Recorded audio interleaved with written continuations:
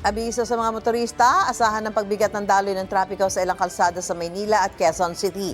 Dahil sa paglipat ng tunnel boring machine na ginagamit sa konstruksyon ng Metro Manila Subway Project mula Manila Harbor Center papuntang Tandang Sora. Ayon sa Department of Transportation, hanggang February 27 isasagawa yan mula alas 11 ng gabi hanggang alas 4 ng umaga kinabukasan.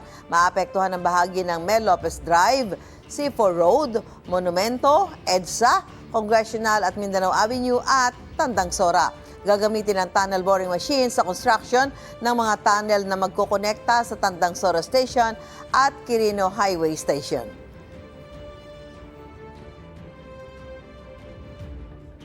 Gusto mo bang mauna sa mga balita? Mag-subscribe na sa GMA Integrated News sa YouTube at tumutok sa unang balita.